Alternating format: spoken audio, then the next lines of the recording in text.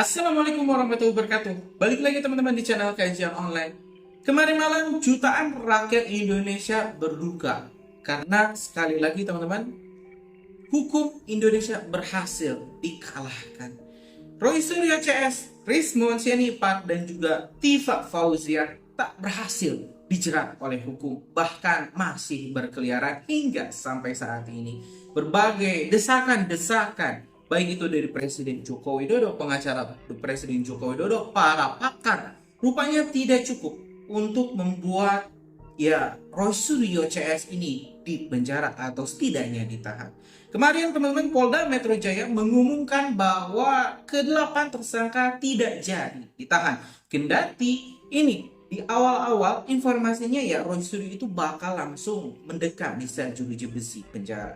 Nah, menariknya kenapa tiba-tiba keputusan awal yang sudah ditetapkan berbalik 180 derajat? Apakah ada intervensi hukum yang dilakukan oleh orang-orang mungkin elit-elit politik atau siapa yang punya kekuasaan lebih sehingga Roy Suryo tidak jadi ditahan? Ini bakal sangat menarik dan hari ini kita bakal coba kupas apa alasan Polda Metro Jaya tidak melakukan penahanan kepada Roy Suryo, Tifa dan juga Rismon. Apakah punya penilaian lain atau mungkin teman-teman memang ada intervensi dari orang kuat punya kekuasaan sehingga bisa teman-teman mempengaruhi keputusan dari Polda Metro Jaya. Kita bakal simak informasi selengkapnya. Kami cinta merah putih. Kami lawan orang-orang yang selalu membuat gaduh negara ini. Mari teman-teman kita bersatu. Kita dukung agar teroris segera dimasukkan ke dalam penjara. Patriot Nusantara hari ini hadir dan bersama dengan kepolisian daerah Metro Jaya dan mendukung penuh penindakan dan lanjutan proses hukum setelah beberapa hari yang lalu telah ditetapkan sebagai tersangka. Roy Suryo CS telah meragukan integritas, kapabilitas, padahal sesungguhnya negara punya sumaitan di dalam memastikan seluruh rekrutmen kepemimpinan negara ini.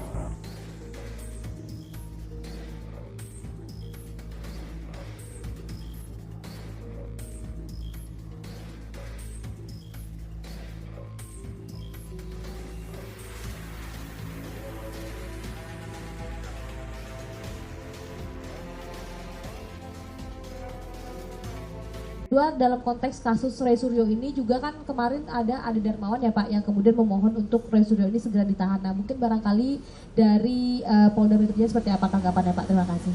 Oke. Pak Dir.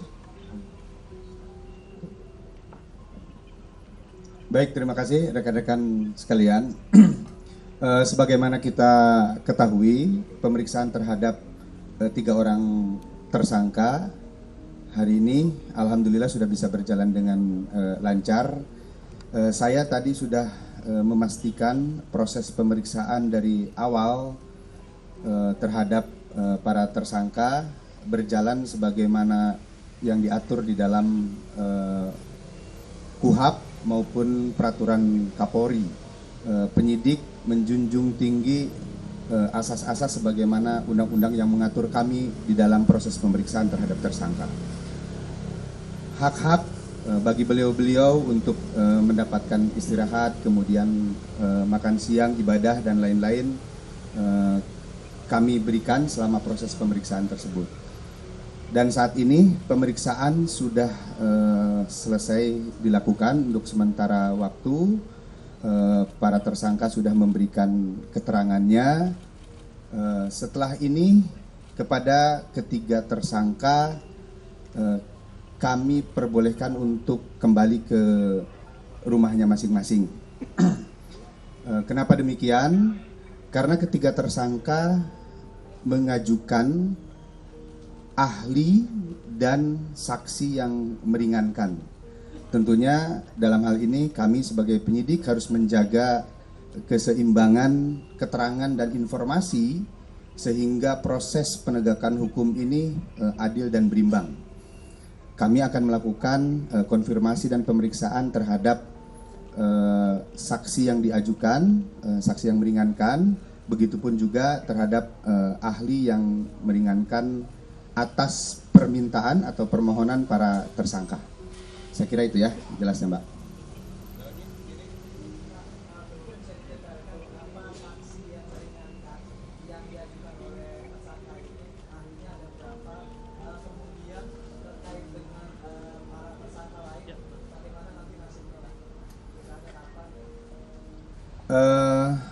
Untuk ahli yang diajukan oleh para tersangka ada 2, kemudian untuk saksi yang meringankannya ada 3, dan kami akan segera melakukan permintaan keterangan terhadap para saksi dan ahli yang dimohonkan oleh para tersangka tersebut.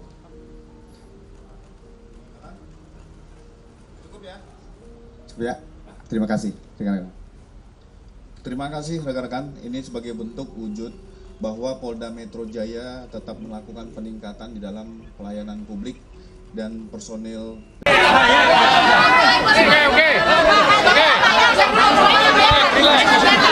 Ada mikrofon nggak yang gede? Ada. Oke ya. Assalamualaikum warahmatullahi wabarakatuh. Kawan-kawan media semuanya, tolong dengarkan saya. Saya bertindak sebagai juru bicara dari Roy Suryo, Rismon Sianipar, dan Dr. Tifauzia Tiasuma. Oke?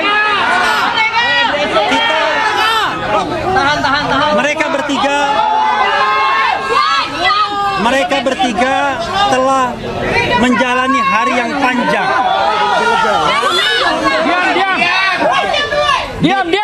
Diam ya.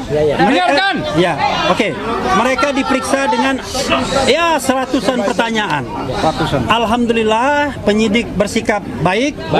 Dan kemudian juga Mas Roy, Rismon, dan Dr. Tifa juga kooperatif. Alhamdulillah. Tetapi tentu ada hal-hal teknis yang nanti kita akan diskusikan di kemudian hari. Maka untuk kesempatan ini dengan sangat terpaksa tidak akan ada press conference dari ketiganya. Jadi cukup saya yang mewakili kepentingan mereka bertiga, dan alhamdulillah paling tidak hari ini mereka tidak ditahan. Padahal kita tahu pasal-pasal yang dikenakan ke mereka ancaman hukumannya sampai 12 tahun, yaitu pasal 35 Undang-Undang ITE. Alhamdulillah, saya mengatakan dengan tidak ditahan, Mas Roy akan lebih produktif, akan bisa berpikir, akan bisa menulis dan lain sebagainya. Jadi biarkanlah mereka hari ini cooling down dulu, tidak mengeluarkan press statement apa-apa, menggunakan hak tenangnya untuk bertafakur kembali dalam perjuangan demokrasi dan konstitusi yang sah dan sudah diakui di Republik Indonesia ini, ya kan?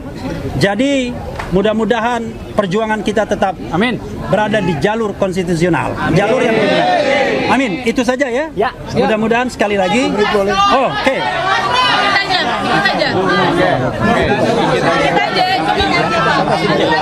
Oke.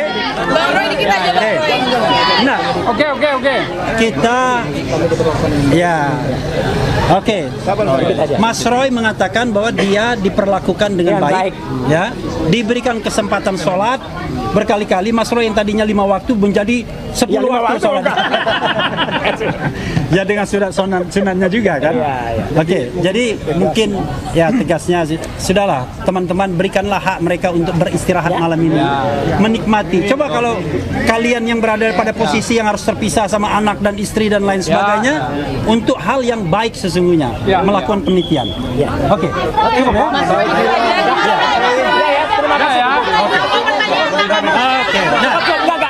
Cukup ya. Alhamdulillah tadi sudah diwakili Mas Rifli Harun, dan kita insya Allah malam hari ini kita bubar dengan baik. Terima kasih untuk Polda Metro Jaya.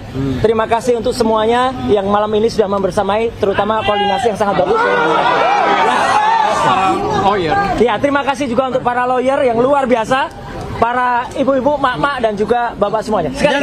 Dan semua yang membersamai pemeriksaan ini. Semua media. Oke. Wabillahi taufiq wal hidayah. Wassalamualaikum warahmatullahi wabarakatuh.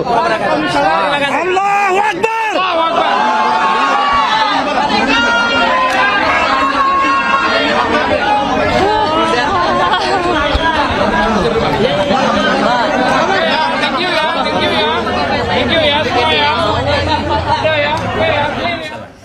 Ya pemirsa, kita baru saja menyaksikan update langsung dari Polda Metro Jaya usai pemeriksaan Roy Suryo CS. Saya ke Bang Nasrullah terlebih dahulu. Bang, tadi ancaman 12 tahun penjara katanya, tapi tidak ditahan. Mungkin Anda bisa sedikit ulas soal ini. Jadi gini, sebelum saya bahas tentang ditahan ini, memang ini menarik ya.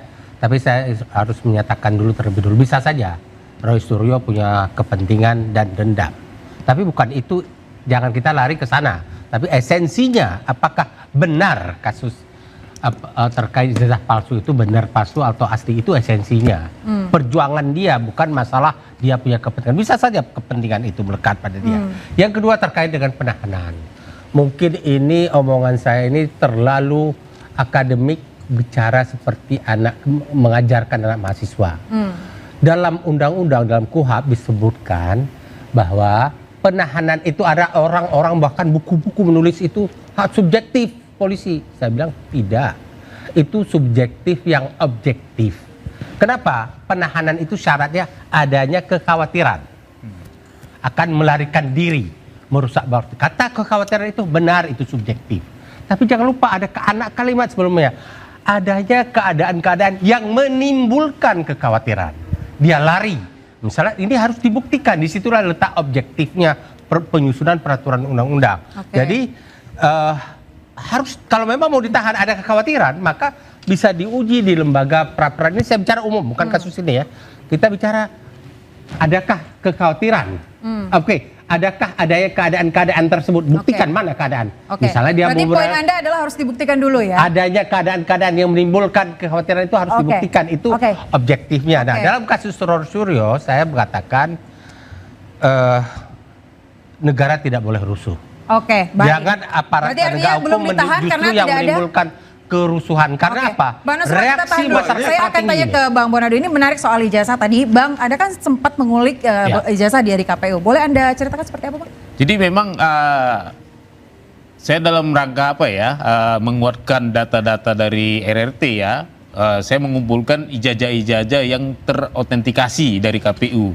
Semua tahap tuh, sejak dari Wali Kota Solo 2005, 2010, Gubernur 2012, Presiden 2014 dan 2019. Dari awal Jokowi menjabat sebagai pejabat gitu ya. Itu artinya ijazah itu sudah milik publik. Nah, makanya sangat sah publik itu meneliti pejabat publik. Hal-hal yang terkait jabatannya. Bayangkan kalau tanpa ijazah itu bisa nggak jadi wali kota? Tidak kan? Bisa nggak jadi presiden? Tidak juga. Nah, jangan-jangan maaf kata ini karena dia memakai ijazah UGM jadi menang. Coba pakai ijazah yang lain, mungkin kalah. Kan nggak tahu juga kita kan. Nah, artinya memang ada ranah publik yang bisa diganggu oleh publik. Jangan nanti begitu menikmati fasilitas publik. Bang Bona, saya mau bertanya, interupsi. Saya mau bertanya dulu. Silakan Bang Ade, silakan. Sekarang Bang Bona mengatakan bahwa mendapatkan ijazah menurut Bang Bona nih, itu palsu atau asli? Saya belum nyampe ke situ. Ya, saya nanya kan begini, kan Bang Bona dapatkan ijazahnya, fotokopiannya sudah diautentifikasi katanya kan? Legalisir. Nah, legalisir dan lain-lain. Saya bertanya sama Bang Bona, menurut Bang Bona yang Bang Bona pegang itu palsu apa asli? Belum sampai ke situ, Bang. Karena yang saya cek itu adalah fotokopi dari ijazah yang terlegalisir yang tidak terautentikasi. Karena faktanya kita di persidangan ya KPU belum menyerahkannya ke lembaga kearsipan. Jadi lembaga kearsipan lah yang berhak mengautentifikasi itu antara fotokopi legalisir ke aslinya. Jadi tidak ada dari berita acara yang saya terima juga dari berita acara KPU baik KPU DKI tidak ada berita acara klarifikasi. Maaf sebentar. Tapi belum diserahkan ke lembaga kearsipan sampai sekarang. Belum. Tapi Anda mencari tahu kenapa tidak diserahkan ke lembaga kearsipan? Kita baru bersidang kemarin, ternyata lembaga kearsipan dari 17 kontainer yang diserahkan KPU ke ANRI tidak ada satupun fotokopi ijazah legalisir presiden. Tapi Bang tadi itu hanya Presiden Joko Widodo atau ada presiden lain? Presiden lain diserahkan. Nah, ini mungkin agak melebar ya.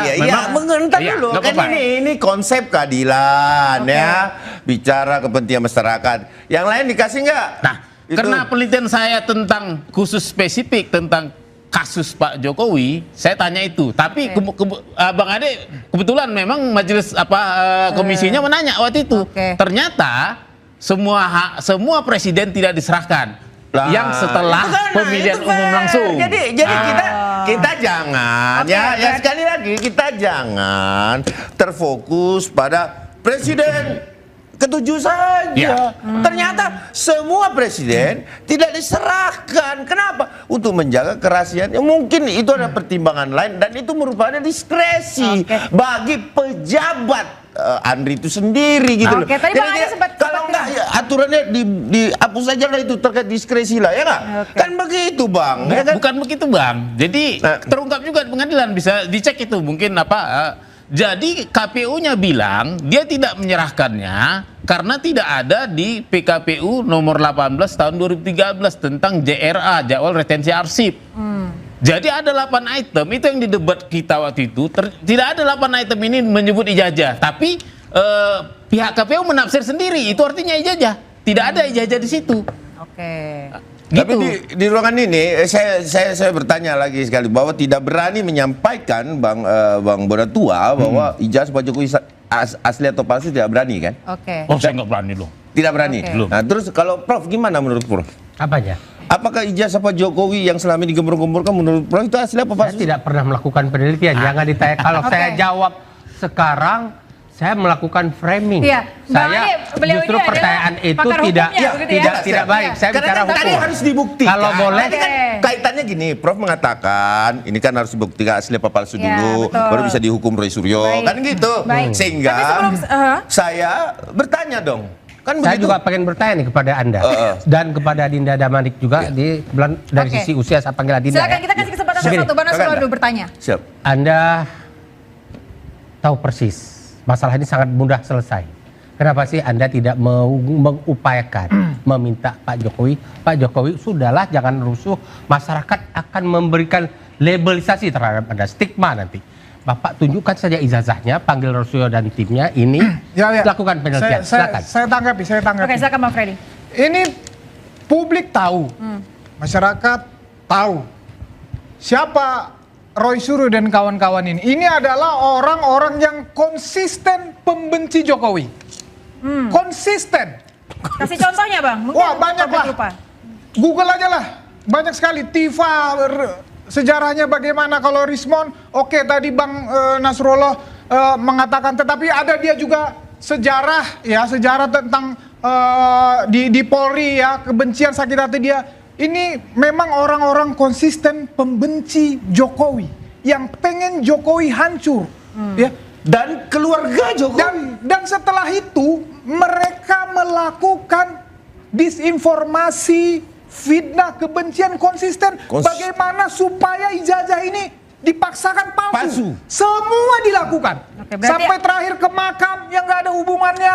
Teman Pak Jokowi dikatakan apa itu namanya?